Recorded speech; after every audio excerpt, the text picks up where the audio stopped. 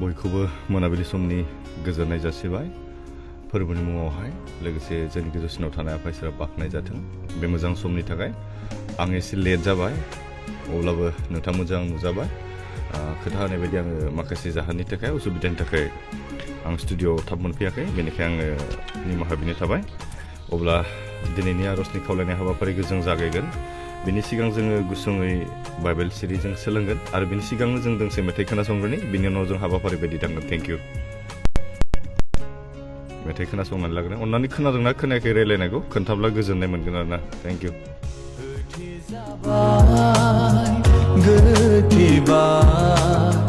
आंनि मेगना होथेजाबाय गोथेबाय आंनि खोमाया नुनो हाला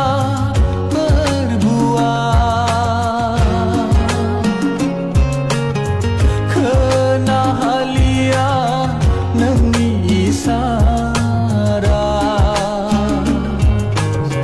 नुनो हाला फोरबुआ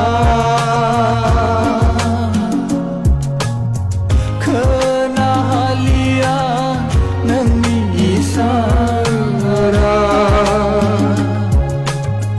होथेजाबाय गोथेबाय आंनि मेगना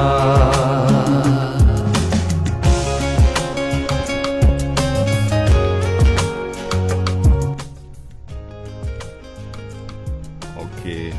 मिथिंगा बर' गुड इभिनिं अके नोंनिसिमबो good evening thank you so' much लाइभआव बाहागो लानायनि थाखाय लोगोसे जाय जाय बिथांमोना आंनि बे लाइभआव बाहागो लाबाय साफ्रोमखौबो फोरबोनि मुङाव बरायनाय थाबाय जोबजासे बाहागो लागोन होनना मिजिंथिदों थेंक इउ मेथाइजों खोनासंग्रोनि बेनि उनाव जोङो थांगोन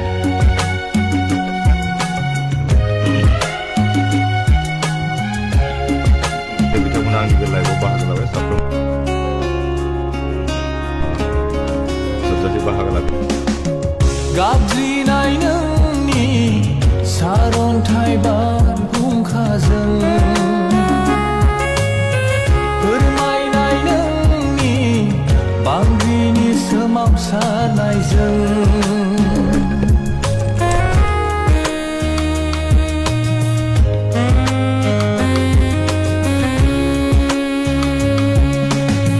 गाबज्रिनाय नोंनि सारन्थाइ बारहुंखाजों फोरमायनाय नोंनि बांग्रिनि सोमावसारनायजों बुजिहालिया मोनदांहालिया बे नोरजिया जिउआ बुजिहालिया मोनदांहालिया बे नोरजिया जिउआ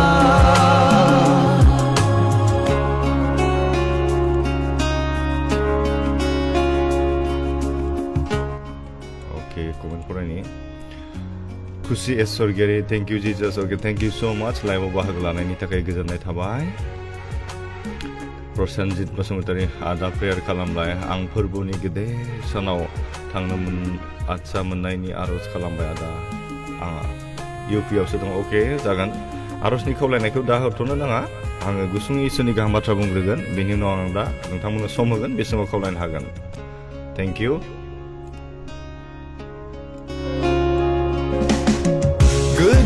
गोदोसोलांबायसो मुहिनां लैथोआ सिखारनो हालिया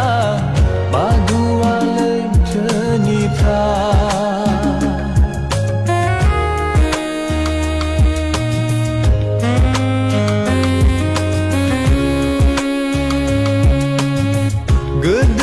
गोदोसोलांबायसो मुहिनां लैथोआ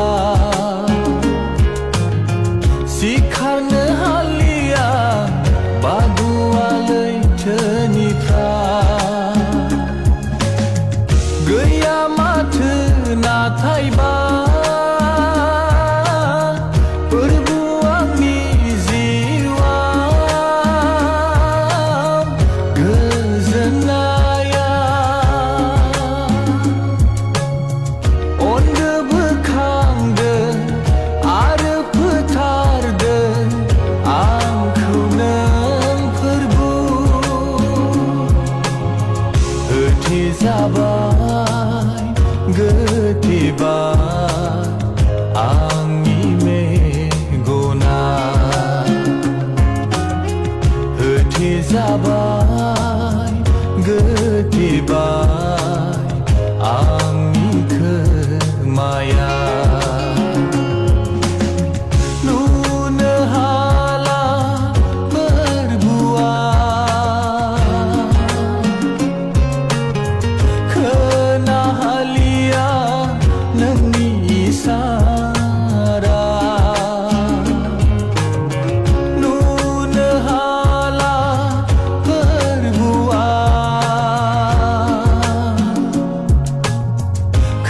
खोनाहालिया नोंनि इसारा होथेजाबाय गोथेबाय आंनि मेगना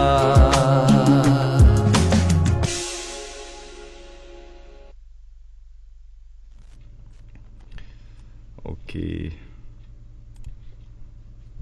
इसोरा बाख्नाय जाथों बे समाव आङो हामबाय होनो बे मोजां समनि थाखाय आरो लोगोसे नोंथांमोन साफ्रोमखौबो आंनि गोसो गोरबो सिंनिफ्राय फोरबोनि मुङाव आरो आं गोजोननाय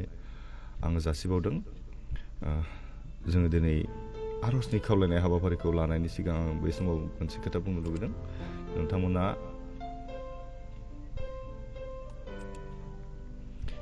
अन्नानै आरजनि खावलायनायखौ दा हरथ'नो नाङा आं जेब्ला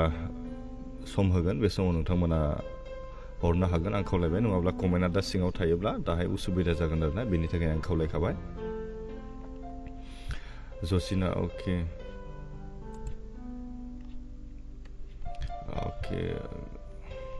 कमेन्ट फरायगोन जसिना नार्जारि गुड इभिनिं अके गुड इभिनिं नोंनिसिमबो थेंक इउ स' माच लाइभआव बाहागो लानायनि थाखाय प्रतुल दैमारि नेना थादोंमोन नोंनि लाइभ अके thank you Gwjwnsri Narzary good evening आदा अके गुड इभिनिं टु नोंनिसिमबो थेंक इउ स' माच लाइभआव बाहागो लानायनि थाखाय अके प्रसेनजित बसुमतारी माला फैयो आदा लाइभआव अके लाइभआ सानडे खालि कम्पालसरि जायो सानडेआव फैखाथारो बेनि उनाव दाखालि थार्सडेआव बृहस्पतिबारावबो फैदोंमोन नामा जायखिजाया सप्तायाव खननै बा खनथाम फैयो आङो फैनायनि सिगां नोंथांमोननो आङो माबा हरखायो रिल्सनि गेजेरजों खोन्थाखायो नोंथांमोना एसे आपडेट थाबानो गम मोनगोन आरो मिथिगोन आरो ना आङो गस्पेल मेसेन्जार फेसबुक पेजावनो आङो खोन्थाखायो पस्ट होनानै बेनिखायनो आं खावलायबाय नोंथांमोना उननि आपडेटनि थाखाय नेनानै थादो अब्ला जों दिनै माबासिम थांनायनि सिगां आरजनि खावलायनायसिम थांनायनि सिगां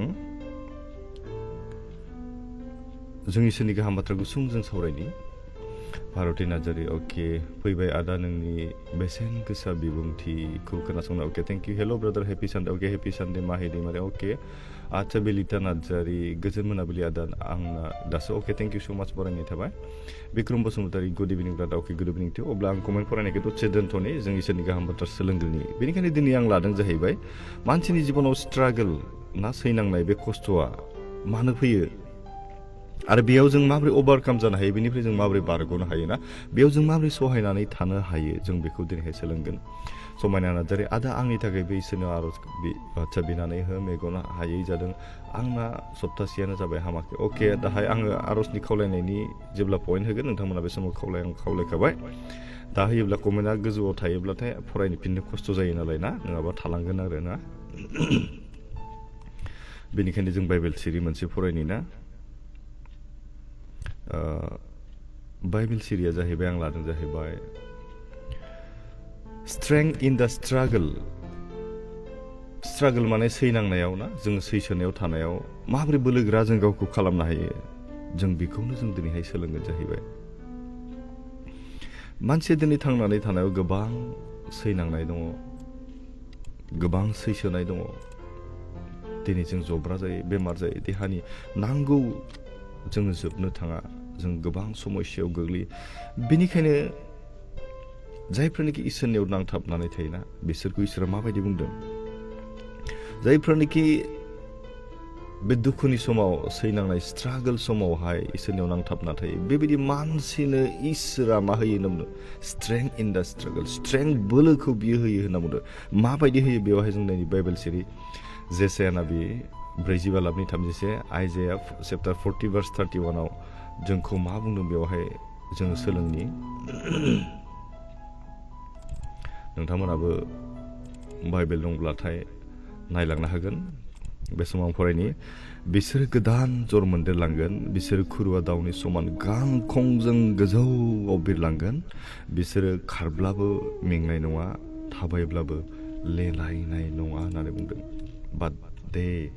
that wait upon the Lord shall renew their strength बिसोरनि बोलोखौ बिसोरो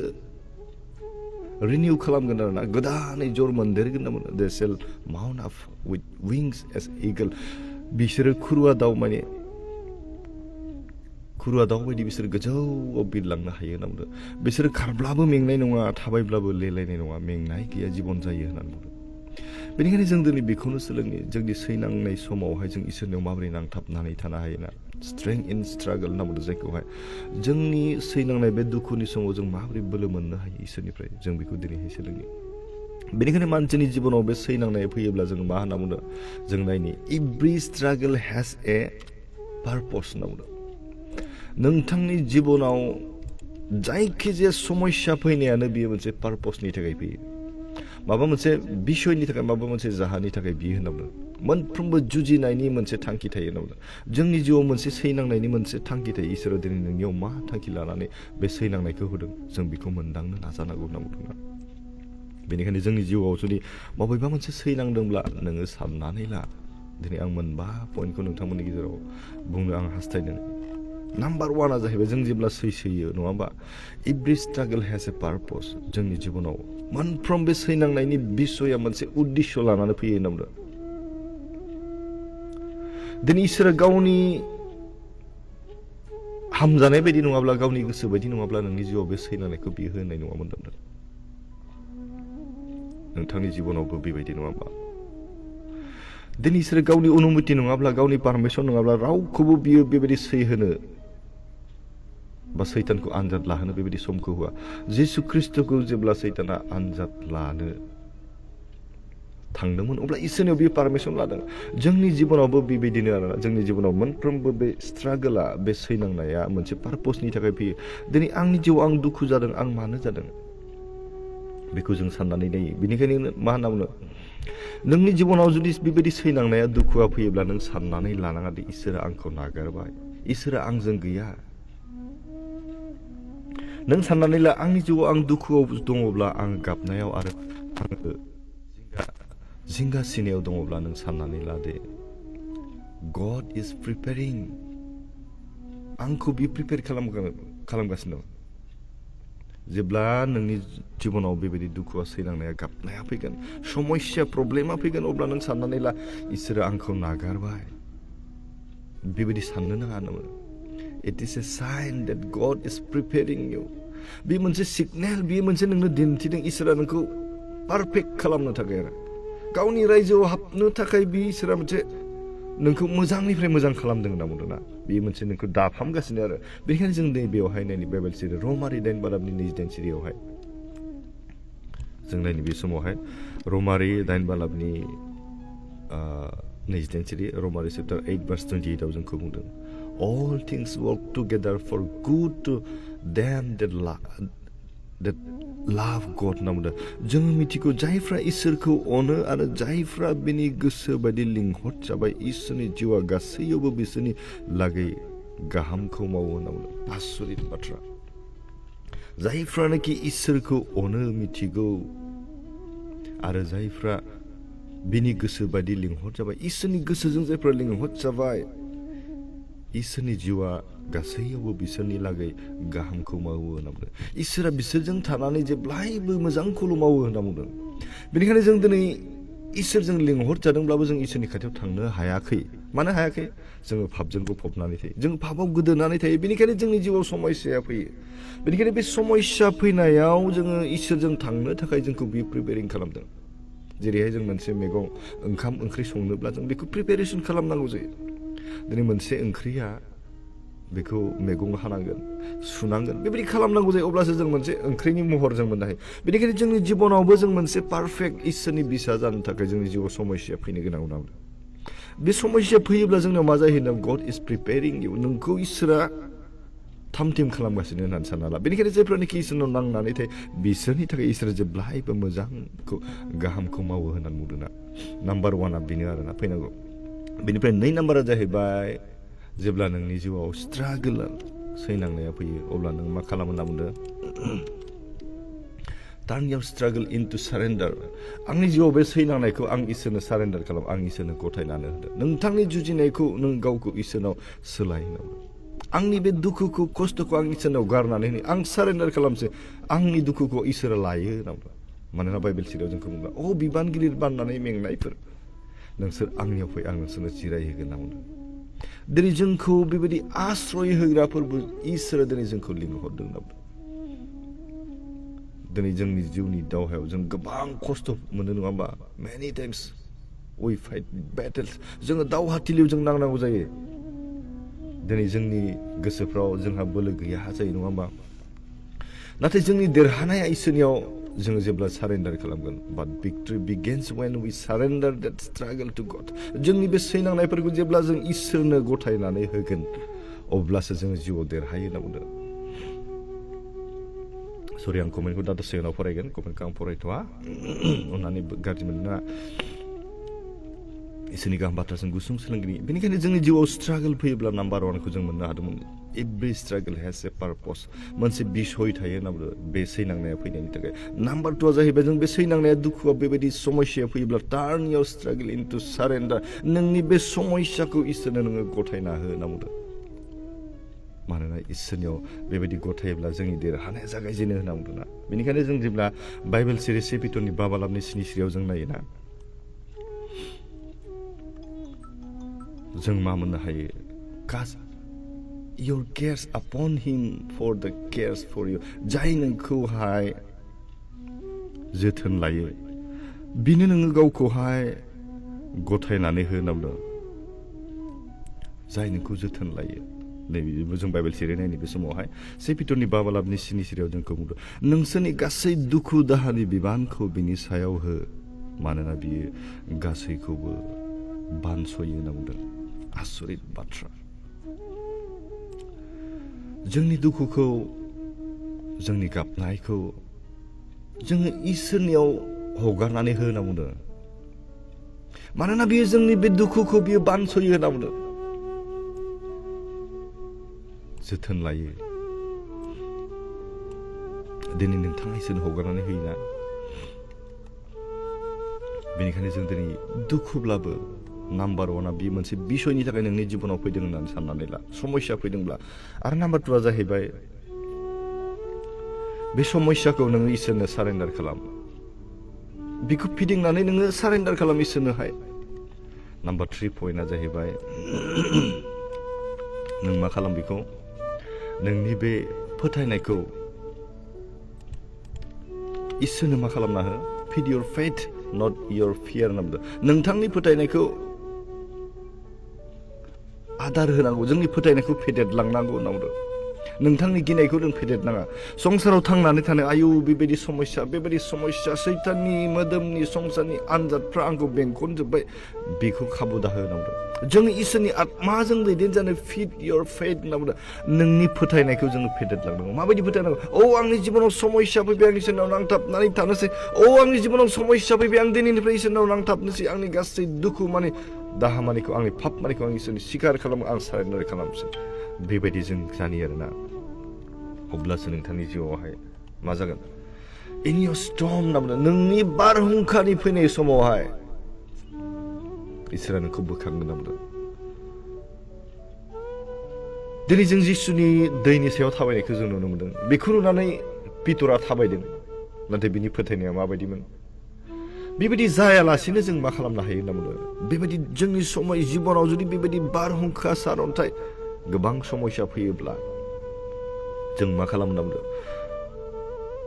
जोंनि इसोरनि गोजोननायखौ जों नाहरनांगौ होनना बुंदों struggle grows when we look जोंनि बे समस्याफोरा जोंनि जिबनखौहाय जौगाखांहोनो थाखाय मोनसे आदार होनाय बायदिसो जायो नामा जाय समस्यानि गेजेरजों आं इसोरनाव गोजानाव दंमोन आं जाय समस्यानि गेजेरजों इसोरनियाव फैबाय जाय प्रब्लेमनि थाखाय आं इसोरनिफ्राय गोजान जाबायमोन दिनै बे समस्या फैनायनि थाखाय इसोरा आंखौ बोजबबाय आं इसोरनियाव फैनो खाबु मोनबाय आंनि गाबनायखौ दिनै इसोरा खोनासङो नामा जेब्ला जों इसोरनाव नायोना इसोरजों नांनानै थायो अब्ला जोंनि फोथायनाया गोगोम जायो होनना बेनिखायनो नैबेयावहाय जों जेब्ला रमारि 15:27 जायोना रमान चेप्टार 10:17 जोंखौ मा बुंदों बे समाव जोङो नायनि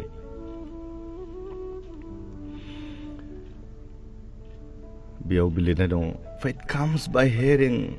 the word of God होनना बुंदों जोंनि जिबनाव बे फोथायनाया मानिफ्राय फैयो इसोरनि गाहाम रादाबखौ खोनासंनायनि गेजेरजों by hearing the word of God इसोरनि गाहाम रादाब इसोरनि गोथां बाथ्राखौ खोनासंनायनि गेजेरजोंसो जोंनि जिबनाव फोथायनाया फैयो आरो ख्रिस्ट'नि बाथ्राखौ फोथायनायजों गाहाम रादाबा खोनाजायो होनना बुंदों आसरित बाथ्रा ख्रिस्ट'नि बाथ्राखौ खोथानायजों इसोरनि बाथ्राखौ खोन्थानायनि गेजेरजों बियो इसोरनि रादाबा खोनासंहोजायो होननानै बुंदों मोजां बाथ्रा जोंनि थाखाय लिरदोंना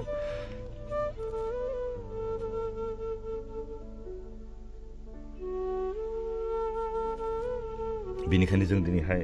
इसोरनि बाथ्राखौ जोङो इसोरनि रावखौ बिनि बोसोनखौ जों फरायनि बिनि बाथ्राखौ जोङो रायलायनि स्टेन्ड अन दा वर्ड इसोरनि बाथ्रायाव जों गावखौ गसंथानो जोङो सेस्था खालामनि ना बेनिखायनो नैबेयावहाय आं मोनसे बाथ्रा बुङो नाम्बार 3 थांबाय जों नाम्बार 4 पइन्टआ जाहैबाय जोंना अब्ला जों सोलोंदों नाम्बार 1 खौ जों मोनदोंमोन जाहैबाय नाम्बार 1आ every struggle has a purpose मोनसे बिसयनि थाखाय बियो फैयो turn your struggle into surrender नोंनि बे समस्याखौ इसोरनो सारेन्डार खालामनांगौ 3 नाम्बार जाहैबाय फिड योर फेथ नोंनि फोथायनायखौ इसोरनो फेदेरलांनांगौ आरोना आदार जाहोनांगौ नट योर फियार नोंनि गिनायखौ नङा होनांगौ नाम्बार 4आ जाहैबाय गड gives strength in the middle of द स्ट्रागल जुजिनायनि गेजेराव इसोरा नोंनो बोलो होयो होनना बुंदों नों जेब्ला जुजिथाबबाय थागोन इसोरा नोंनि आत्मायाव गावनि गोथार जिउजों खोथा बुंनानै बियो नोंखौहाय बोलो होगोन होनना बुंदों ना बोलो होयो होनना बुंदों बेनिखायनो जोंनि जिबनाव समस्या फैनाया गोबां गोनांथार आरोना बेनिखायनो नैबेयाव आं बुंनो लुबैदों God may not remove your every struggle instantly नोंनि जिबनाव इसोरा नोंनि बे समस्याखौ हरखाबै बियो खोमायाबो जानो हागौ आंनि दुखुनि गाबनायखौ बियो हरखाबै बियो सुखु खालामाबो जानो हागौ but he will walk with you through it नाथाय बे समस्यानि सैनांनायनि गेजेरजों इसोरा नोंजों लोगोसे थाफायो होनना बुंदों ना बेनिखायनो बेखौहाय दिनै साननानै ला आरो बुजिनानै ला जोंनि जिबनाव समस्याफोरखौ इसोरनाव गाबब्लाबो जुदि खोनासंजायाब्ला but he will walk with you through it बे सैसोनायनि गेजेरजों इसोरा दिनै आंजों थाबायफानो लुबैदों होननानै नों साननानै ला बेनिखायनो जों गोसोखौ नों लोरबां दा खालाम बेनिखायनो जों जेब्ला गितफोरनि 42 बालामनि 1 सिरियाव जों नायो बेयाव जों मोननो हायोना Psalms chapter 46 नि verse 1 आव जोंखौ बुंदोंना God is our refuge and strength a very present help in trouble नैबेयावहाय जोंखौ बुङो बर'आवहाय इसोरा जोंनि आश्रय refuge आश्रय आरो बोलो बियो निदानाव थाबनो हेफाजाब होयो जोंनि खैफोदाव बियो थाबनो हेफाजाब होग्रा नाथाय जोंनि जिबनाव मालाबा जों बेबायदि इसोरनिफ्राय थाबनो हेफाजाब होनायखौ जों मोनाबो जानो हागौ नाथाय बे सैनांनायनि गेजेरजोंनो जों इसोरा जोंजों लोगोसे थाफायो होनना बुंदों नाम्बार 5 पइन्ट जोबथि पइन्ट बेनो जाहैबाय नैबेयावहाय लास्ट मोनसे पइन्ट लाबावो आं बेनि उनाव जों आरजनि खावलायनाय हाबाफारि फारसे जोङो थांगोन बेनिखायनो समस्याया जोंनि जिबनाव जोंनो गोनांसो होनना keep preaching until breakthrough comes होनना बुंदों जाफुंसारनाया फैजासिम जोंनि जिबनाव बे समस्याफोरा प्रब्लेमफ्रा समाधान जाजासिम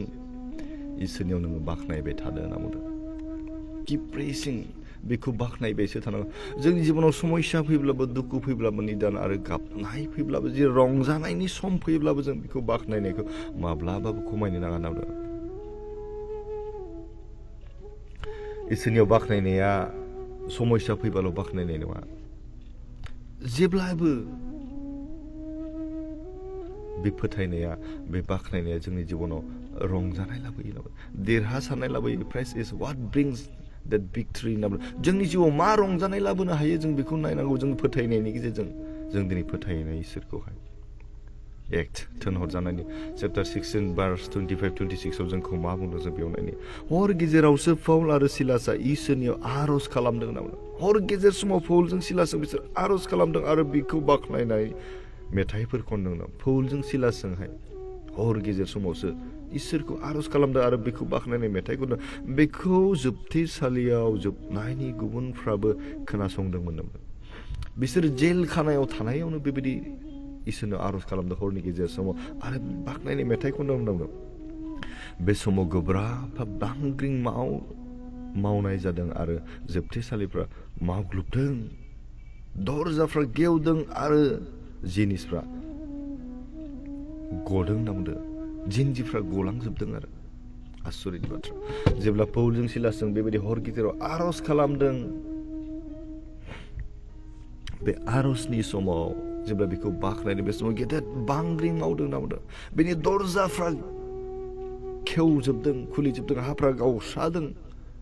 बेनि खानाय जिन्ज्रिफ्रा जसोदों खेंफोरदों होनना बुंदों सोमोगोनां बाथ्रा जोंनि जिउआव बेबायदि दिनै गेदेर महिमाखौ जों मोननो हास्थायोब्ला इसोरनियाव नोङो आर'ज खालामनांगौ सोमोगोनां इसोरनियाव फोथायनाय थायोब्ला बेबायदि इसोरा गेदेर खामानि मावहोनांगौ ना बेनिखायनो जों दिनै मोनबाय जोबनायाव आं बेखौल' बुंनो लुबैबाय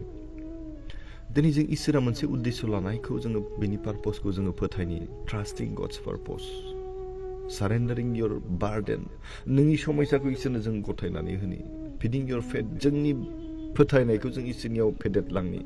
रिलाइं अन हिज स्ट्रेंथ बिनियाव जों नांथाबनो बेनि गोहोआव बेनि बोलोआव प्रेसिं थ्रु देम फेन जोंनि बे सैनांनायनि गेजेरजों जों इसोरनियाव नांथाबनानै थानि इसोरा बे गुसुं रावनि गेजेरजोंहाय जों साफ्रोमखौबो आसिर खालामथों आमेन गोजोन्थों अब्ला कमेन्ट फरायनि कमेन्टआ गोलावथार थाबायना बेनिखायनो आं फरायबोनोसै एबार अननानै आंनि निमाहा बिबाय आर'जनि खावलायनायखौ दसे उनाव हरनो हागोन अके बिक्रम मोसौखि थांबाय बियो समायना नार्जारि आदा आंनि थाखायबो इसोरनि आर'ज बिनानै हो मेगन हाया जादों अके जोंसार बर' आं बे समाव समायना नार्जारियाव अननानै बिखौ नायदोंब्ला अननानै दै लानानै आं कमेन्ट खालामनो खावलायबाय दै ला अननानै जोबनायाव आं कमेन्ट खालाम बेनि उनाव आं आर'ज खालामगोन दै जोंसार बर' गुड इभिनिं आदा आं दासो अके थेंक इउ स' माच जौसां बसुमतारी सुफिया बसुमतारीनि थाखाय आर'ज खालाम अके जिउआव फोरबो इसोरखौ गिनायनि थाखाय अरायबो फोरबोजों थाबाय थाथों आमेन अके thank you so' much Bubli Narzary Mushahary good evening brother अके गुड इभिनिं टु जिरि दैमारि गुड इभिनिं सार अके good evening thank you so' much Birgun Kachari अके गुड इभिनिं दा अके गुड इभिनिं नोंनिसिमबो थेंक इउ स' माच लाइभआव बाहागो लानायनि थाखाय मिखिला गयारि गुड इभिनिं ब्रादार लाइभआवनो थानो सम मोना दिनैसो थानो मोनबाय अके थेंक इउ स' माच बरायनाय थाबाय सम मोनोब्ला मिलायोब्ला लाइभआव बाहागो लानो खावलायबाय थेंक इउ महिन बसुमतारी आङो नोंनाव सोंहरनो साननाया बेनोदि नों आदानि रायमनायाव बिदाया सोर खोन्थाहरनो हागोन ना खोन्थाहरसै सार अके आं दाहाय कमेन्टनि गेजेरजों आं नामखौ आं नैबेयावसो मबाइलाव सेभ खालामना दोनदों आं बावबाय बारा रायलायबाय थाया सुइट मी नार्जारि अके लेट जाबाय आंहा दिनै गुड इभिनिं अके गुड इभिनिं टु जे सिंगाबा प्रेज द lord hallelujah amen good evening अके गुड इभिनिं अके राजु नार्जारि ब्रादार आंनि न'खरनि थाखायबो बिनानै हो इसोरनाव आंनि न'खरा हिजावा आंखौ नायनो हायानो आंनि न'खरा गावस्रानायनि थांखियाव थांगासिनो दं ब्रादार जेन'बा आंनि न'खरा गोरोबनो हाफिननाय बायदि इसोरनो बिनानै हो अके अनसाय इसवारि गुड इभिनिं सार गुजुनायनि थाखाय आर'ज खालाम अके दा जोबनायाव खालामगोन माहि नार्जारि गुड इभिनिं फंबाय अके गुड इभिनिं टु नोंनिसिमबो थेंक इउ आं स्पेसियेल आर'जखौ बे समाव खालामगोन खिन्थु जेनेरेल आर'जबा आं दा खेबसेनो आर'ज खालामगोन आं बेखौ खावलायखानाय थाबाय थारु सना दैमारि दासो सम मोनदों आदा अके थेंक इउ स' माच Pinki Mushahary good evening two मिथिंगा नार्जारि प्रेज द लर्ड प्रिया बाग्लारि गुड इभिनिं आदा अके नोंनिसिमबो good evening thank you so' माच मिखिला गयारि ब्रादारनि सायाव इसोरा जेब्लायबो बोर होथों बिदिनो इसोरनि रावखौ मानसिफोरनि गेजेराव खिथालांनो हाथों अके थेंक इउ स' माच इसोरा बाख्नाय जाथों फिसा जानायनि थाखाय आर'ज खालाम ब्रादार third and fourth unit test जागासिनो अके आं दा गथ'फोरनि फरायनायनि थाखाय दा जोबनायाव खेबसेनो आर'ज खालामगोन आं खावलायखाबाय आदसा सुबिना गुड इभिनिं ब्रादार आंनि न'खरनि थाखायबो आर'ज खालामना हो जेन' इसोरा गावनि बोरजों दैदेनो आरो आंनि बिसानि थाखायबो बिना होदो गिर्जा हाबनो हायो निसा बाहायो जेन औखौ बेफोर गासैखौबो नागारना इसोरनि लामायाव थाबायनो हायो बेनि थाखाय बिना होदो अके जिबलि बसुमतारी प्रेज द लर्ड मिखिला गयारि फिसाला आद्रुकनि थाखाय आर'ज खालाम ब्रादार गगा मोननाय लोमजानाय अके खिनाय जादों अके जेबेलि अन्नानै आंनि फिसाजोनि थाखाय आर'ज खालामना हो सुइटनि बसुमतारिनि थाखाय अके जागोन दे थेंक इउ उत्तम नार्जारि आंनि फिसा सानैनि फरायनाय गोबां लोरबां बेनिखायनो अन्नानै आर'ज खालामनो ब्रादारा आरो इउनिट टेस्ट जागासिनो अके नेरसोन नार्जारि दुखु खस्थ'नि गेजेरजोंनो जेन' आं इसोरनि बोसोननि सिङाव थानो हायो अन्नानै आर'ज खालामना हो आदा अके जागोन थेंक इउ आदसा सुबिना आंनि बिनानाव आरो बियानैनि एग्जाम जागोन डेट 3 तारिखनिफ्राय बेनि थाखायबो आर'ज खालामना होदो जेन मोजाङै फरायनो गोसो जायो अके लाइजौ बसुमतारी गिबिसिनथाराव जोंनि आफा इसोरखौ आंनि गोसो गोरबोजों हामबाय होनो ब्रादार आं उदालगुरि हरिसिङानि आं दा आर'जनि बेलायाव बेखौनो गथायोदि आंनि फिसालानि मुङा रोन हाज'वारि 6 बोसोर जाबाय दासिमबो मोजां राव रायज्लायनो हायाखै अके अननानै आं बे समाव दै लानानै आं कमेन्ट मोनसे खालामनो खावलायनो हाबाय प्रतुल दैमारि मोजां बोसोन होबाय नोङो जोंनि थाखाय इसोरा अराय सम बोर होथोंसै आमेन थेंक इउ सरजनि नार्जारि हाय फंबाय आंनि थाखाय आर'ज बिनानै हो आंहा गोबां समस्याबो दं अके जागोन प्रतुल दैमारि आंनि थाखायबो आर'ज खालामदो मानोना आंनि देहाया गाज्रिनिफ्राय गाज्रिसिन जालांबाय अके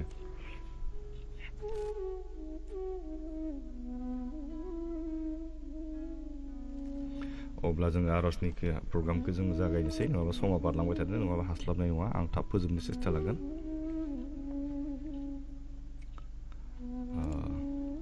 प्रतुल दैमारि आदानि थाखाय आं आर'ज खालामगोननि आंनि थाखायबो आर'ज खालामदो मानोना आंनि देहाया गाज्रिनिफ्राय गाज्रिसिन जालांगासिनो अके आर'ज खालामनाय बे समाव हालेलुया गोथावनिखौ इसोरा नोंखौ बे समाव हामबायनो प्रभुपा जोंनि जिउआव सैनांनाया फैनो गोनांथार प्रभुपा बे सैनांनायनि गेजेरजों नोंनि गेदेर महिमा आरो अननायखौ जों मोननो हायो प्रभुपा बेनिखायनो जोंनि बे समस्या फैब्लाबो जों नोंनियाव नांथाबनानै थानो हानाय बेबायदि गोसोनि बोलोखौ जिउनि बोलोखौ आत्मानि बोलोखौ नों जोंनो थानो होदो प्रभुपा दानो बे समाव बिसासखि गथायदों प्रभुपा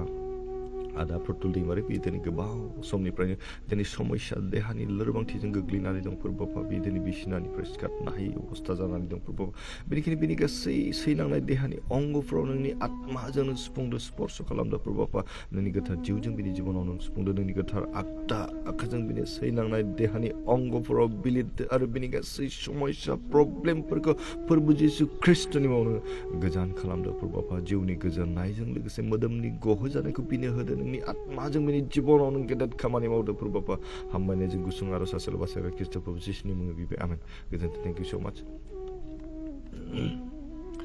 अके बेरकेन कुसारि ब्रादार आंनि थाखाय आर'ज खालामा आं इसोरनाव गिनो रोङि जालांबाय बिमा बिफा आरो खोथा बुंब्लाबो अके रागाल' जायो अके आं डिसेम्बरनि 9आव न'आव थांगोन फ्लाइटजों बांगालर टु गुवाहाटि अके 3 नाम्बार आं लोमजाना दं दा अके आंनि लोगोफोरनि थाखायबो आर'ज खालामदो दा त्रिपुरानि बाइबेल अके जोबोर गोजाना दं दा अके बाइब अके बाबाया दिनै फिल्चरनिफ्राय अके सिलचरनिफ्राय न' फारसेथिं दं बियो अके जोंनि न'खरनि थाखायबो बिनानै दं अके बिरगोन कसारिनि थाखाय जों आर'ज खालामनाय बे समावहाय बिथांनि जिबनखौ जोङो गथायनि बियो दिनै गावनो हमदांनो हादों इसोरनिफ्राय बियो गोजानाव थांदों आरोना बेनिखायनो जों गथायनि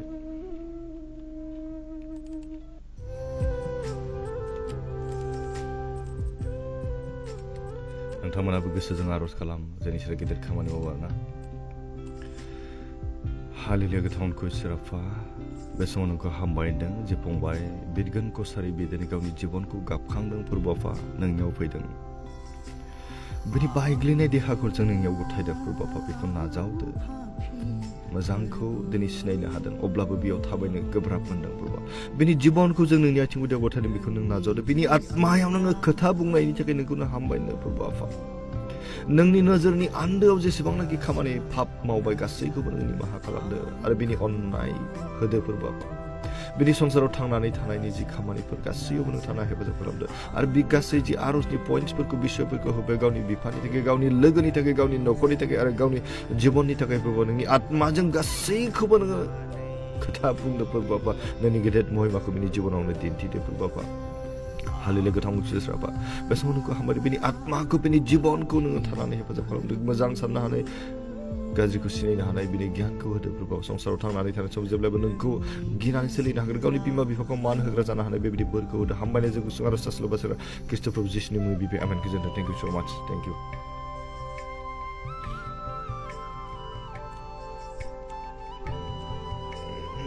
जोङो थाब थाब बारनो सेस्था खालामनि गोजोनथि नार्जारि आदा आंनि थाखायबो प्रेयार खालामना हो आंहा THS थायरयडआ जा बारा जादों अके आर'ज खालामनि हालेलुया गोथावनखौ इसोराफा नोंखौ दानो बे समाव हामबायनो फोरबोफा जि बिनानाव जि गोजोनस्रि नार्जारि फोरबोफा बि दिनै THS थायरयडजों दिनै साग्लोबजाना दं फोरबोफा बेनिखायनो बिनि गासै अंगफोराव नोंनि आत्माजों नों स्पर्श खालामदो फोरबोफा बे दिनै नोंनियाव गोसो बायनायजों फैदों बे गावखौ सारेन्डार खालामदो फोरबो बिनि गोसोनि सारेन्डार खालामनायखौ नों नाजावदो नोंनि अननायजों बिनि जिबनाव नोङो लोगोसे थादो फोरबोफा बिनि आत्मायाव नोंनि खोथा बुंदो फोरबो नोंनि गोथार जिउजों बेखौ नों सुफुंदो स्पर्श खालामदो फोरबोफा जि समस्यायाव जि प्रब्लेमाव बियो गोग्लैनानै थायाथों मानो फोरबोफा बिनि सैनांनाय देहानि अंगफोराव नोंनि गोथार आत्माजों नों स्पर्श खालामदो नोंनि गोथार आखाइजों बेखौ नों बिलिरदो आरो नों बिनि सोखा जानायखौ होदो फोरबोफा बिनि जि नोंनियाव फोथायनाय जि बरसा आरो जि आसा खालामनानै फैबाय फोरबोआव गावखौ सारेन्डार खालाम बेखौ नोङो नाजावदो नोंनि गेदेर अननाय आशीर्बाद आरो बोरनि गेजेरजों बिनि जिबनखौ नों दैदेनदो फोरबोफा बिनि गासै अहसिखौ नों फोरबो जिसु ख्रीष्टनि मुङाव नों दानो गोजान खालामदो फोरबोफा दानिफ्राय बिनि जिउआव बि आरायग' मोननो हागोन गोजोननाय जिउ मोननो हागोन हामबायनो बे समाव जोंनि आर'ज खोनासंनायनि थाखाय बे गुसुं आर'ज सासेल' बास्लायग्रा ख्रीष्ट प्रभु जिसुनि मुङै बिबाय आमेन गोजोन्थों थेंक इउ रिजिता बाग्लारि आदा आंनि हासबेन्डआ गुबुन फोथायारि जाहाथे बियो गोथां इसोरखौ खालामनो बिनि थाखाय आर'ज खालाम अके हालेलुया गोथांखौ इसोराफा दानो बे समाव नोंखौ हामबायनो फोरबोफा जि बिनानाव रिजिता बाग्लारि बिनि हासबेन्डनि थाखाय जों नोंनियाव गथायदों फोरबोफा बि दिनै नोंखौ मोनाखै नोंनि अननायनि बे नोंनाव थानो हायाखै फोरबो बिनि आत्मायाव नोङो खोथा बुंदो फोरबोफा नोंनि गोथार जिउजों बिनि जिबनखौ नों स्पर्श खालामदो टाच खालामदो फोरबोफा नोंनि जिउजों बिनि जिबनाव नोङो खोथा बुंदो नोंनि अननायखौ सिनायनो हानाय नोंनि बोरखौ मिथिनो हानाय फोरबो बिनि जिबनाव नोङो सिरि मोनहोदो फोरबो बिनि गोसोनि दरखौ नों आफाया खेवनानै होदो फोरबोफा सैताननि अहसि आत्मानि खाथेना दोननाय बिनि मेगनखौ बिनि खोमाखौ नोङो गुनु खालामदो फोरबो बिनि आत्मानि मेगनखौ नोङो खेवनानै होदो फोरबोफा नोंनि अननायखौ बि मोननो हानाय बे थाबैनो बियो नोंखौ नाजावनो हागोन नोंनि अननायनि सिङाव थागोन जों फोथायदों फोरबोफा आरो बिसोर सानसे समाव गोजोननाय न'खर रंजानाय न'खर जानो हागोन नोंनि फोथायग्रा न'खर जानो हागोन जों फोथायदों हामबायनो जों गुसुं आरो सासेल' बासायग्रा ख्रीष्ट प्रभु जिसुनि मुङै बिबाय आमेन गोजोन्थों थेंक इउ स' माच थेंक इउ अके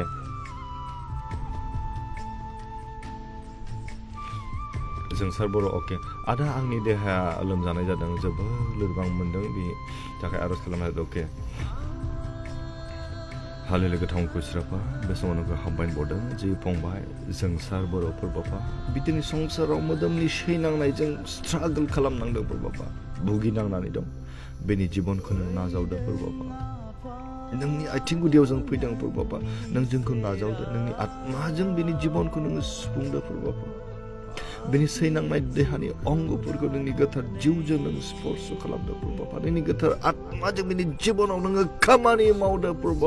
बिनि गासै अहसि आत्माजों सैनांनाय भुगिनांनाय जिबनखौ नों प्रभु जिसु ख्रिस्टनि मुङाव नों दानो गोथार खालामदो प्रभु आरो बिनि जिउनि गोहो जानायखौ होदो देहानि मोदोमनि गोहो जानायखौ होदो प्रभु हामबायनाय जों गुसुं आरज आसल बासैना ख्रिस्ट प्रभु जिसुनि मुङै बिबाय आमेन गोजोन्थों थेंक इउ सो माच बिक्रम बसुमतारी ब्रादार आंनि थाखाय आरज खालाम समावनो मोजां समावनो गाज्रि साननाय अके आं दा बेबायदिनि थाखाय आं खेबसेनो आरज खालामगोन जोङो समाव बारगासिनो नालाय आरो बर्मन अके दादा मोर कारणे प्रार्थना करिबा अके लনৰ সমস্যাত ভুগি আছো অকে আৰু বৰ্মন সৰি দে ব্ৰাদাৰ তোমাক ফোন কৰিম বুলি ভাবিছিলোঁ মই মেছেঞ্জাৰত নাম্বাৰটো আছে বেলেগ দিনা মই কণ্টেক্ট কৰিম কল নাম্বাৰ আছে এতিয়া আৰু বৰ্মনৰ কাৰণে মই প্ৰাৰ্থনা কৰিম দাদা মোৰ কাৰণে আৰজ কৰিবা অকে লোনৰ সমস্যাত ভুগি আছো অকে ঈশ্বৰে সহায় কৰিব মই বৰতে প্ৰাৰ্থনা কৰিম জুকুম দিব हालेलुया थाउनखौ इसराफादार मेसनखौ हामबायनो फोरबोफा जि ब्रादार आरो बर्मन बि दिनैहाय लननि प्रब्लेमाव बि भुगिनांनानै दं फोरबोफा बेनिखायनो बिनि समस्याखौ जों नोंनि आथिं गुदियाव गथायदों फोरबोफा नों नाजावदो बिनि आत्मायाव नों खोथा बुंदो फोरबोफा बेनि गासै समस्याफोरखौ बिनि प्रब्लेमफोरखौ नोंनि गोथार जिउजों नों सुफुंदो फोरबोफा बिनि नांगौ जानायफोरखौ नों होफ्लायदो जगायदो फोरबोफा मोनसे राहा लामा होदो फोरबोआव थांनानै थानायाव जेब्लायबो नोंखौ गिग्रा मानिग्रा जानानै जिउआव दावगालांनो हानाय बेबायदि बोरखौ होदो फोरबोफा बिदिनो नोंनियाव फैदों नोंनियाव जि आसा मिजिं हास्थायनानै फैदों फोरबो गासैखौनो जाफुंहोदो फोरबोफा मानोना नों संसाराव मानसिफोरनि हास्थायनायखौ मालाबाबो हलाय खालामाखै फोरबोफा जोंनि दुखुफोरखौ गोसो बायनाय जे नोंनियाव फैब्ला नों मालाबाबो हलाय खालामाखै फोरबोफा बेनिखायनो जों फोथायदों बे फंबाय आरो बर्मन बिथांनि जिबनखौ बिनि थांनानै थानाय जिउखौ नोंनि आथिं गुदियाव गथायदों जि समस्या जि प्रब्लेमाव बे भुगिनांनानै थायाथों मानो फोरबो बेनि गासै समस्याफोरखौ जों फोरबो जिसु ख्रिस्टनि मुङाव दानो कन्डेम खालामदों फोरबोफा बेनि गासै समस्याफोरखौ नोंनि गोथार जिउजों नोङो सुफुंदो नों गोजान खालामदो फोरबोफा नोंनि आत्माजों बेखौ नोङो दैदेनदो फोरबो फैबाय थानाय समाव बियो थाबैनो बेफोर गासै समस्यानिफ्राय बारग'नो हागोन प्रब्लेमनिफ्राय बियो सल्भ जागोन फोरबोफा मोनसे राहा लामाखौ होदो हामबायनाय जों गुसुं आरो सास्ला बासारा ख्रिस्ट प्रभु जिसुनि मुङै आमेन थेंक इउ सो माच थेंक इउ ब्रादार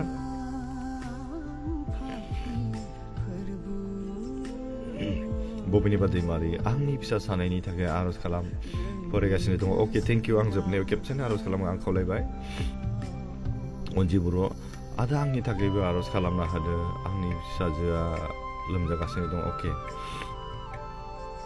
हालेलुया गोथां बोसोराफा दान बोसोरावनो हामबायनो फोरबोफा जि बिनानाव अनजि बर' बिनि जि गथ' लोमजागासिनो दं फोरबोफा उन्दै गथ'खाय बियो गोबां खस्थ' मोनो फोरबोफा बेनि गासै देहा सोलेराव नोंनि गोथार जिउजों नों सुफुंदो फोरबोफा नोंनि गोथार आगदा आखाइजों बेखौनो दांनानै नों खस्थ' खालामदो फोरबोफा सैनांनाय देहानि अंगफोराव नोंनि गोथार जिउजोंनो बेखौ सुफुंदो आरो बिनि सोखा जानायखौ होदो हामबायनो बे समाव जोंनि आरजखौ नों खोनासंबाय गुसुं आरज सास्र बासारा ख्रिस्ट प्रभु जिसुनि मुङै बिबाय आमेन गोजोन्थों थेंक इउ जबिरगन गुजार थेंक इउ सो माच अके मस्ट वेलकाम नार्जारि अकेरा फंबाय आंनि न'खर आरो बिब'नि थाखायबो आरज खालामना हो जे आंनि बिब'नि उदै सानाया फाहामजानाय बायदि अके आरो आंनि फिसाजोआ हस्टेलाव थायो बेनि थाखाय आरज खालामना हो अके नामखौ लिरोब्ला मोजां जायो आरोना आरज बिसय हरोब्ला नोंथांमोना जुदि प्रफाइल पिक्साराव प्रफाइलावहाय नामा माबाब्लाथाय सर्ट बायदिसिनायाव लिरनाय दङब्ला अन्नानै फुल नेमखौ कमेन्टनि गेजेरजों खोन्थानो आं खावलायनाय थाबाय निजोरा बर' आंनि आइनि थाखाय आरज खालाम आदा उदै सानाय हां लानायाव प्रब्लेम जायो बिराद आया अके निजोरा दै लाब्ला मोजां मोनगोन आं बे समाव खावलायबाय बिनानावखौ हायोब्ला नेक्स्टनि थाखाय आंनो मेसेन्जारावहाय आरजनि बिसयखौ लानानै मबाइल नाम्बार शेयार खालामनो हर आङो कल खालामगोन आरोना आं बे समाव आरज खालामनि निजोरा बर'नि बिमानि थाखाय नामखौ लिरोब्ला मोजां जायो जागोन दे जोङो निजोरा बर'नि बिमानि थाखाय जों आरज खालामनि निजोरा बर' ना हालेलुया गोथांखौ इसोराफा दानि बे समाव हामबायदों फोरबोफा नोंनि गेदेरथा अननायखौ जों मोननायखाय फोरबो बिसासखि बे समाव गथायदों फोरबोफा बिनानाव जेनि जोरा बर' बिनि बिमा उदै सानायजों समस्या प्रब्लेमाव बियो भुगिनांना दं फोरबाबा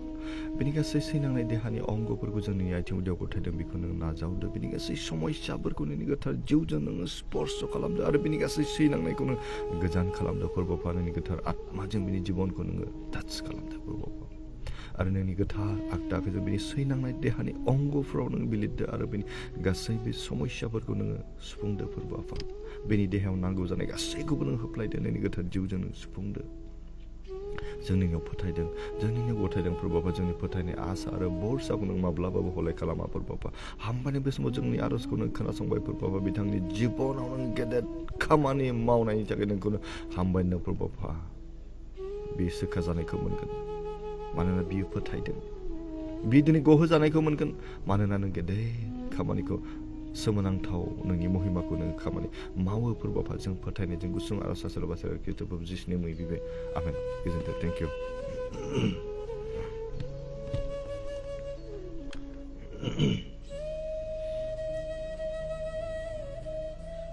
ওকে আরবাৰ মই প্ৰভুৰ কাৰণে কাম কৰিব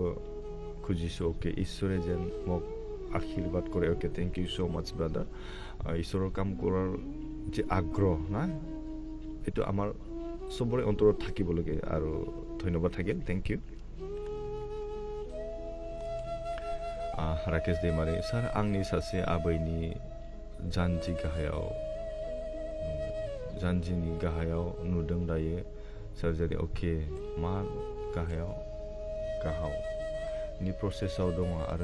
आरो आंनि न'खरनि थाखाय जेन गासै संसारनि आनजादखौ देरहायो इसोरा बोलो होयो अननानै आरज खालामदो आबैनि मुङा फ्लरा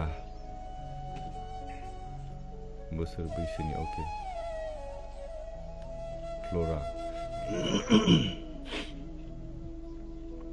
फ्लरा ना आबैनि जानजिनि गाहायाव नुदों ओके मा नुदों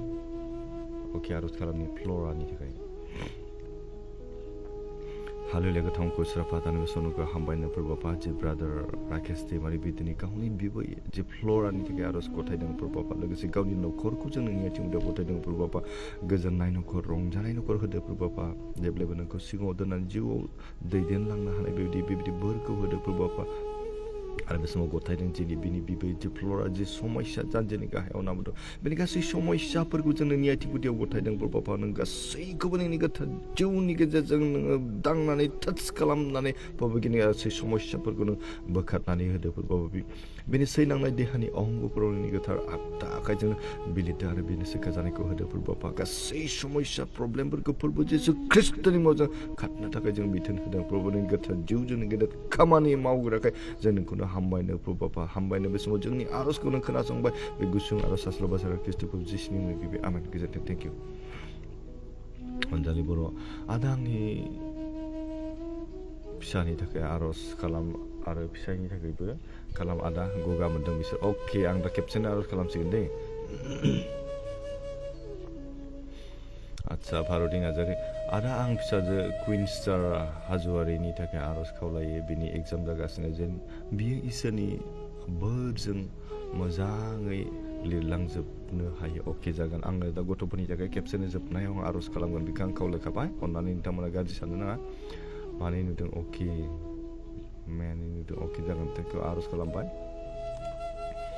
जेरै दैमारि सार जोंनि न'खराव मामा आंल'सै जों बिमा फिसा जेब्लायबो इसोरखौ गिग्रा मानिग्रा जानानै अके थानाय बायदि आरज खावलायो थाबाय आच्छा मामा आरो आंनि देहा मोजां नङा जाहाथे इसोरा मोजां देहा होनाय बायदि अके जेरै दैमानि थाखाय आरज खालामनि हालेलुया गोथां उनखौ स्राफातानि बे समाव नोंखौ हामबायदों जि बिनानाव जिरि दैमारि आरो बिनि जि बिमा बिसोरनि देहाया मोजां नङा फोरबाबा संसाराव दिनै गोबां समस्या प्रब्लेमफोरा मानसिनि जिबनाव फैयो फोरबाबा नाथाय बे प्रब्लेम आरो समस्याया दिनै नोंनि महिमाखौ दिन्थिनो थाखाय होननानै जों फोथायदों फोरबाबा बेनिखायनो जों नोंनियाव गथायदों फोरबाबा बे बिनानाव आरो बिनि बिमा बिसोरनि जिबनाव नोङो थानानै गेदेर खामानि मावदो फोरबोफा नोंनि गोथार जिउजों बिसोरनि जिबनाव नों खामानि माव बिसोरनि आत्मायाव थानानै नों खामानि मावदो फोरबोफा संसाराव जेसेबां सम थांनानै थागोन जेब्लायबो बिसोर अनलायनाय न'खर जौगानाय न'खर आरो गोजोननाय न'खर जानो हानाय बायदि फोरबोफा बिसोरनि देहानि सैनांनाय अंगफोराव नोंनि गोथार जिउजों स्पर्श खालामदो आरो गासै समस्याफोरखौ नोङो फोरबो जिसु ख्रिस्टनि मुङावनो गोजान खालामदो फोरबोफा हामबायनो बे समाव जोंनि आर'जखौ नों खोनासंबाय गुसुं आर'ज आसल बासाय ख्रिस्ट फोरबो जिसुनि मुङै बिबाय आमेन गोजोन्थों थेंक इउ स' माच आरो मा आंनि हासुनायनि प्रब्लेमाव उदैया गेस जादों आर'ज खालामदो दादा अके आरो मा अके जागोन थेंक इउ आं दा जोबनायाव खालामबावसिगोन आरो बरमान फंबायनि थाखाय अके आंनो हासबेन्डआ अके मिकेला हासबेन्डआ बेंगालराव दिनै मोनसे कम्पानियाव 1 उइक जाहैबाय दायो गगा मोननाय मोदोम सानाय जादोंनो आर'ज खालाम अके आं दा जोबनायाव आर'ज खालामसिगोन जोंहा समा थांबायखाय ब्रिनालि नार्जारि आदा आंनि थाखाय आर'ज खालाम आंहा एग्जाम जाबाय थादों जाहाथे मोजाङै फरायनो हानाय बायदि अके आङो बे एग्जामनि थाखाय आर'जफोरखौ आं दा खेबसेनो आं खालामसिगोन जोबनायावहाय सनालि बसुमतारी अके thank you so' much हायनारि Narzary आदा आंनो थाबैनो गभर्नमेन्ट जब मोननाय आर'ज बिदि अके जागोन आं दा जोबनायाव खेबसेनो आर'ज खालामगोन बेबायदिखौ ना आरो बरमान अके आमेन लाभ इउ आदा इसोरे আপোনাক आशीर्वाद कर अके thank you so' much may God bless you too thank you Sogom Basumatary इसोर आफानियाव जोंनि बर' हारिनि थाखाय आर'ज खालाम सार अके जाहाथे सार रन्जन दैमारि बिथाङा उदां जानो हाथों अके आं दा जोबनायाव खेबसेनो आं लाफासिगोन बेखौहाय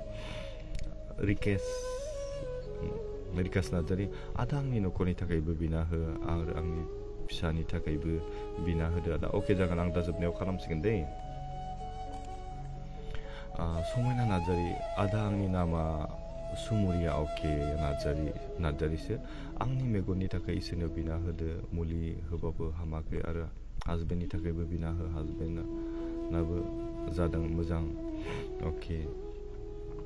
सुमुरियाखौ खावलायबा आं मेगनखौ ओरै होथेनो आर'ज खालामनाय बे समावहाय सुमुरिया मेगनखौ होथेनो आं खावलायदों बे समाव जों आर'ज खालामनि हेल' हालेले गोथांखौ सोराफा बे समाव नोंखौ हामबायनो फोरबोफा जि बिनानाव सुमुरिया आरो बिनि जि बिसाय फोरबोफा दिनै मेगननि समस्यायाव गोग्लैनानै दं फोरबोफा बेनिखायनो बिसोरनि मेगनफोरखौ जों नोंनि आथिं गुदियाव गथायदों फोरबोफा जों फोथायदों जों नोंनियाव गथायदों फोरबोफा नों जेब्ला संसाराव दंमोन फोरबोफा गोबां लेंग्राफोरखौ नों थाबायहोदों गोबां बबाफोरखौ नों रायहोदों गोबां खानाफोरखौ नों गुनु खालामदों आरो फोरबोफा नोङो थैनाय लाजारुसखौ नों हाखरनिफ्राय थांखांफिनहोदों फोरबोफा बेनिखायनो जों नोंनियाव फोथायदों फोरबोफा बिनानावनि मेगन आरो जिबिनि बिसाय नोंनि गोथार आगदा आखाइजों बिसोरनि मेगनफोराव नों स्पर्श खालामदों फोरबोफा नोंनि गोथार आत्माजों बिसोरनि जिबनाव नोङो खोथा बुंदों फोरबोफा नोंनि गेदेर महिमा बिसोरनि गेजेराव नों नुजाहोदों फोरबोफा दिनै मुलि लाब्लाबो हामाखै फोरबोफा बेनिखायनो खस्थ' मोनदों फोरबोफा मोदोम हिसाबै सैनो हानाय गोहोखौबो बिसोरनो होदों फोरबोफा दानि बे समाव गथायदों बिसोरो जे गावनि आखाइखौ दिनै गावनि मेगनाव लादों फोरबोफा नोंनि गोथार आगदा आखाइजों बिसोरनि मेगनफोराव नोङो टाच खालामदों फोरबोफा बिसोर सोखा जानायखौ मोनगोन गहो जानायखौ मोनगोन फोरबोफा जों फोथायदों फोरबोफा नोंनि आत्माजों बिसोरनि जिबनाव नोंनि गेदेर खामानि मावदो फोरबोफा जों नोंनियाव गथायदों हामबायदों बिसोरनि जिबनाव नोंनि गेदेर खामानि मावनायनि थाखाय गुसुं आर'ज आसल बासाय ख्रिस्ट फोरबो जिसुनि मुङै बिबाय आमेन गोजोन्थों थेंक इउ स' माच थेंक इउ अके हायनारि बर' जोंनि बर' हारियाव थाबैनो गोजोननायाव फैनाय बायदि अननानै आर'ज खालाम अके आं आर'ज खालामगोन महिन बसुमतारी आंनि थाखाय आर'ज खालामना होदो फैगौ ख्रिस्टमासाव फोरबोआ आंनियाव थायो अके जागोन थेंक इउ स' माच जाजोबनायाव जों खालामगोन मिकिला गुवारि हासबेन्ड इरिनासया अके गोजाङाव थैहाबो इसोरखौ जेब्लायबो अके थाहैब्लाबो इसोरखौ अके गोसोखांनो हायो जेन मोजां देहाखौ लानानै खामानिफोरखौ मावनो हायो अके जागोन जे गोजानाव थाहैना अके जागोन मिथिना बर' आदा आं दिनै थानो हाथ'नाय नंला न'खर गिर्जा दं अके थेंक इउ स' माच जेबो नङा थेंक इउ राकेश दैमारि फ्रैजाल' थेंक इउ सार आंनि आबैनि थाखाय आर'ज खालामनायनि थाखाय जिसुआ नोंथांखौ इसोरनि बिसाखौबो इसोरा फोथायनायनि बोलोखौ गोबांथार खालामथोंसै अके आमेन थेंक इउ स' माच रुन्जुला बरगयारि आदा आंनि न'खर आरो फिसानि सानैनि थाखाय आर'ज खालाम जाहाथे मोजाङै फरायलांनो हायो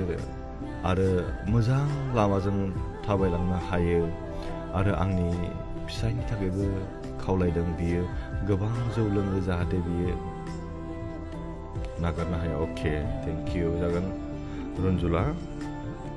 अब्ला आंनियाव मोननैसो आर'ज खावलायनाय दं बेखौ खालामनि बिनि उनाव जोङो जोबनायनि आर'ज खालामगोन नोंथांमोन गासैनि थाखाय आं खावलायखाबाय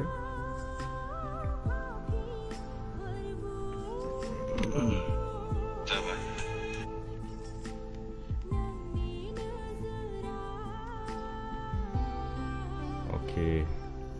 सोरहाबा माबा बुंनो दङब्ला अननानै बुंनो आं खावलायबाय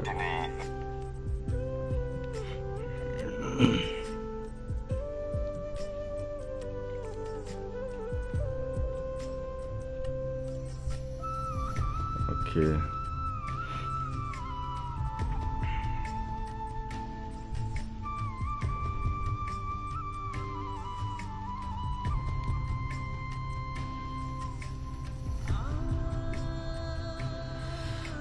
आं हामबाय होनो दङ नैबेयावहाय जोंहा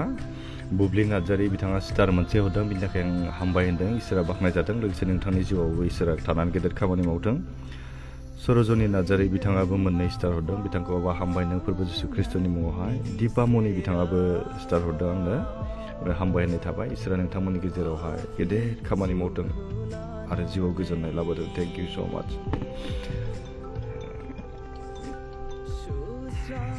आच्छा जोंसार बर' थेंक इउ आदा अके मस्ट वेलकाम आंनि लोगोफोरा गोजानाव खामानि मावो थाहैदों सार प्लिज अननानै बिसोरनि थाखाय आर'ज खालामना हो बिसोर आफा इसोर अके आफा इसोरखौ गोसोखांनाय बादि जाहाथे गोजोन देहा मोनो अके दिया बसुमतारी आंनि थाखाय आर'ज खालामना हो अके सना अके आमेन अके रिजिता बाग्लारि थेंक इउ आदा अके मस्ट वेलकाम अके आं जोबनायनि आर'ज खालामसै खेबसेनो ना समायना नार्जारि थेंक इउ आदा आंनि मेगननि थाखाय बिना होनायनि थाखाय इसोरा नोंखौ अरायबो हेफाजाब होदों अके amen thank you Gwjwnsri Narzary thank you आदा प्रे खालामनायनि थाखाय इसोरा अराय सम नांगौ लोगोसे थेंक इउ स' माच इसोरा बाख्नायजाथों अब्ला आं बे समाव जोबनायनि आर'ज खालामनि बयनिबो थाखाय आर'ज खालामगोन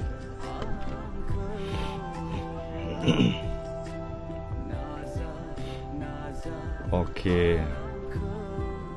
माहिदि मारिना ब्रादार आंनि थाखायबो आर'ज खालामना हो गुजुनायनि हां लाख'नो हायै बिखायाव साजोब्बाय अके अब्ला जों बे समाव जोबनायनि खालामनायनि सिगां माहिदि दैमारि बिनानावनि थाखाय जों आर'ज खालामनि इबारानि नार्जारि आदा आंनि मोनसे खावलायनाय आंनि आदानि थाखाय आर'ज खालाम बियो जौ लोंनो नागारनो बायदि अके आं दा जोबनायाव खेबसेनो बेबायदि खालामगोन आरोना लजिना बसुमतारी नार्जारि अके आदा आंनि न'खर आरो फिसा सानैनि थाखाय आर'ज खालाम मालबि नार्जारि अके 8 तारिखनिफ्राय परिखा दं बिनि थाखाय बिनानै होदों अके आं दा परिखानि थाखाय एक्सट्रायै आं गथ'फोरनि थाखाय आर'ज खालामगोन बेखौ आं खावलायखानाय थाबाय अब्ला बे समाव माहि दैमारिनि थाखाय जों आर'ज खालामदों बिनि उनाव जों जोबनायनि आर'ज खालामगोन दे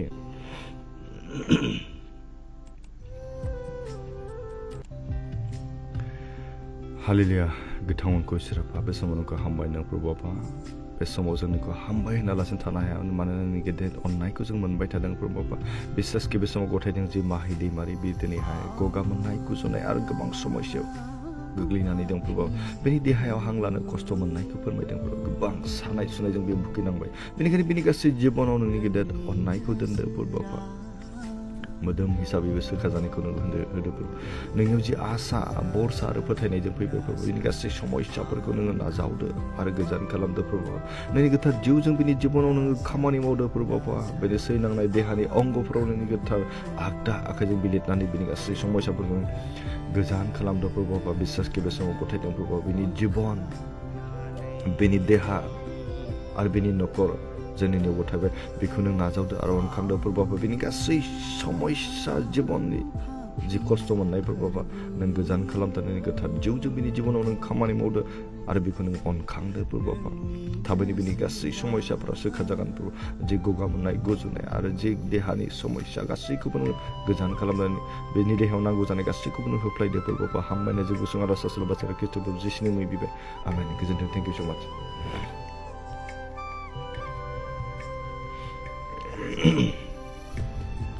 अके लाइजौ बसुमतारी ब्रादार आंनि SMS खौ नायफिन थाबोबाय अके आंनि न'खरनि थाखाय आर'ज खालामना होआ दा अके दिया अके खालामगोन लाइजौनि मेसेजआ मामोनथाय आं होनदों नायगोन मालाबा समाव थाबोनो हागौ बेनि थाखाय आं निमाहा बिनाय थाबाय हायोब्ला अननानै थाबनो लिरनानै हरदो आं फोजोबनायनि आर'ज खालामनोसै आदसा लाइजौ बसुमतारी बिनानाव हायोब्ला थाबनो लिरनानै हर नङाब्ला जोबनायनि आर'ज खालामनोसै आं आर'जआव गथायफाखागोन सोरबा साननो नाङा दे आंनि कमेन्टआ थाबोबाय होननानै ना नोंथांमोना स्पेसियेलि मेसेन्जारावबो लिरनानै आर'जनि बिसयखौ हरनानै हागोन आं बेखौ खावलायखानाय थाबाय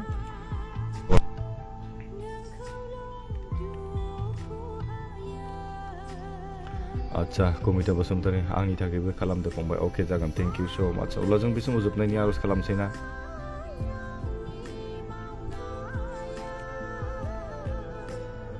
फरायनाय थाबाय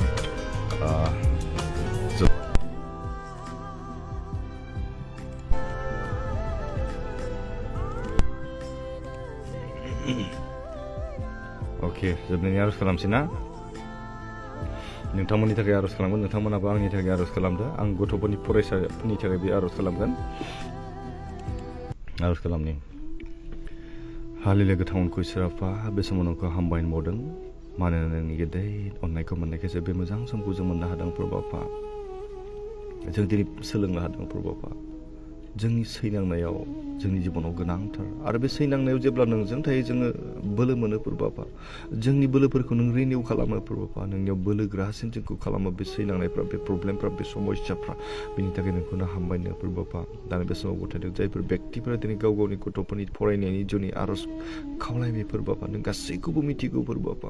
जायफ्रानोखि इउनिट टेस्ट सोलिगासिनो आरो जायफ्रानोखि एग्जाम फैगासिनो प्रभा साफ्रोमनिबो गथ'फोरनि जिबनखौ जों नोंनि आथिङाव गथायदों नों आफाया मिथिगौ बिसोरखौ नाजावदो फोरबाबा बिसोरनि आत्मायाव नोङो खोथा बुंदो फोरबाबा मोजां गोसो लाना फरायनो हानाय गोसोआव लानो हानाय गोहोफोरखौ होदो फोरबाबा मोदोम हिसाबै बिसोरनि देहाफोरखौनो मोजाङाव लाखिदो फोरबाबा जेखौ फरायगोन गोसोआव लानो हानाय गोहोखौ सक्तिखौ होदो फोरबाबा आरो आनजादाव मोजाङै लिरनानै उथ्रिसार जानो हागोन जों फोथायदों फोरबाबा फैबाय थानाय समाव नोंनि सायख' होनो हानाय साफा साफा मोजां नोंनि लेंफोर जानो हागोन जों नोंनियाव फोथायदों आरो बरसा खालामदों फोरबाबा दानि बे समाव गथायबाय फोरबाबा बिसोरनि गथ'फोरनो मोजां गियान होदो बिमा बिफाखौ मानिग्रा आरो गिग्रा जानानै जिउआव सोलिलांनो हानाय बायदि बिदि बोरखौ होदो फोरबाबा दानि बे समाव गथायबाय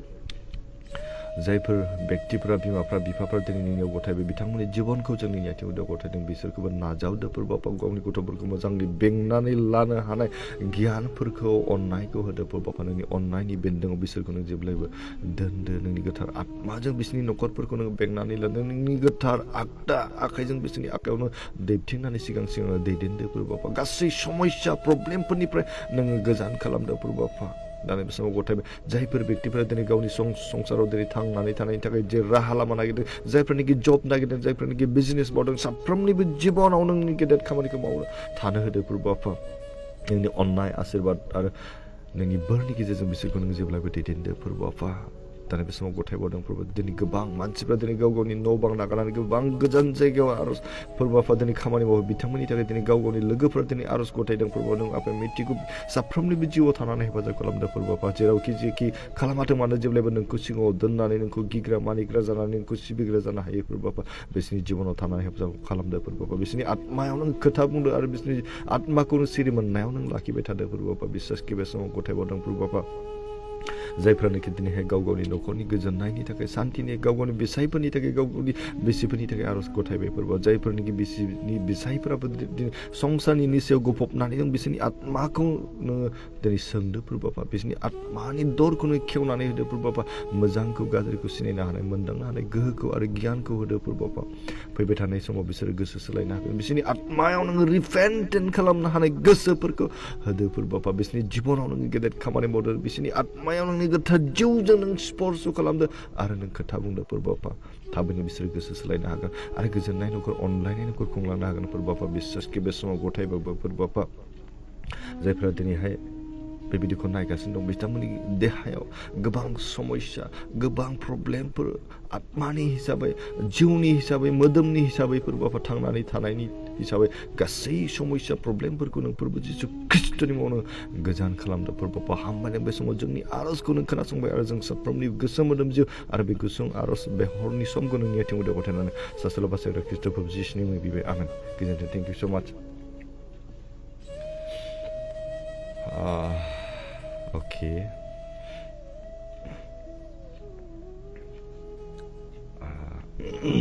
सुदेम नार्जारि बाबु आंनि न'खरनि थाखाय बिना होदो फिसाजोनि फिसालानि परिखानि थाखाय अके थेंक इउ सो माच आं आर'ज खालामखाबाय आरो नोंथांमोना आर'ज खालामजानो लुबैदोंब्ला अननानै मेसेन्जाराव हरनानै दोनहरदो आं आर'ज खालामगोन आंनि पार्सनेल आर'जावबो आं गोसोखांगोन थेंक इउ लजिना बसुमतारी नार्जारि अके आंनि फिसाजो उन्दैनि थाखायबो आर'ज खालाम हारे अके हारानि अपारेसन जाखांबाय जाहाथे बिनि गाराया मोजां जायो बोसोरसे जानानै दासिमाव इसोरनि अननायाव मोजाङैनो दङ नों जाहाथे फैगौ बर'दिनखौ अके मोजाङै जानो हायो अके जागोन आंनि पार्सनेल आर'जआव आं गोसोखांसिगोन दा आं प्रग्रामखौ बेयाव फोजोब्बाय आरोना थेंक इउ स' माच लाइभआव थानायनि थाखाय आंनि फिसाया नामा रोन हाज'वारि बोसोर जाबाय अके बोसोर जाबाय दासिमबो अके मोजां राव रायलायनो हायाखै अके आङो लाइजौ बसुमतारी बिनानावखौ खावलायदों नेक्स्टनि थाखाय आंनि पार्सनेल आर'जआव आं गोसोखांसिगोन बेयाव खालामाब्लाबो जेबो नङा अननानै हायोब्ला मेसेन्जाराव लिरनानै दोनहर आरो हायोब्ला मबाइल नाम्बार शेयार खालामनानै दोन आं लाइभआवहाय आर'ज खालामगोन दिनै नङाब्लाबो आं बेखौ खावलायखानाय थाबाय आरोना दै लानानै आं खावलायदों बे समावहाय आंनि मेसेन्जाराव लिरनानै दोनहरो आं खावलायबाय थेंक इउ स' माच बिनानावनिसिम अननानै जेन गाज्रि मोना ना आंनि आर'जआव आं गोसोखांगोन बेयाव नङाब्लाबो थेंक इउ मिखिला गयारि आंनि थाखायबो आर'ज खालामबाय अके आं पार्सनेल आर'जआव आं गोसोखांसिगोन एलबार्ट बसुमतारी आंनि फिसानि अके आंनि फिसानि थाखाय आर'ज खालाम जेन मोजां फरायनो हायो अके भारतिनो थेंक इउ सै आदा गुड नाइट सै अके good night okay Mikhila Gayari thank you so' much for your prayer brother may God bless अके most welcome thank you so' much इसोरा बाख्नाय जाथों Sogom Basumatary thank you sir नोंनिसै अके thank you so' much हायनारि Narzary thank you आदा आर'जनि थाखाय आफा इसोरा नोंथांखौ अरायबो बोर होनो अके amen thank you so' much इसोरा बाख्नाय जाथों प्रसेनजित बसुमतारी आदा आंना थालायबाय अके अननानै मेसेन्जाराव लिरनानै दोनहरदो आं खावलायबाय ब्रिनालि नार्जारि थेंक इउ आदा अके मस्ट वेलकाम अब्ला बे समाव आं हामबायनो इसोरखौ हामबायनिफ्राय नोंथांमोन साफ्रोम आंनि बे लाइभआव बाहागो लानाय साफ्रोमखौबो आंनि गोसो गोरबोजोंनिफ्राय फोरबो जिसु ख्रिस्ट'नि अननाय सिबिनाय लोगोसे खुलुमनायखौ जासिनानै आंनि दिनैनि बे लाइभखौ आं फोजोब्बाय होननानै फोसावबाय नेक्स्ट लाइभनि थाखाय नोंथांमोना आंनि पेजजों आपडेट जानानै थाबाय थादो अननानै बेबायदि आर'जनि खामानि बा आर'जनि बिषयाव नोंथांमोना लोगोसे लानानै इसोरनि गेदेर अननायखौ आशीर्बाद आरो महिमाखौ मोननो हानाय बायदि इसोरा बे गुसुं हाबाफारिनि गेजेरजों जों साफ्रोमखौबो आशीर्बाद खालामदोंसै आमेन गोजोन्थों बाय बाय थेंक इउ गुड नाइट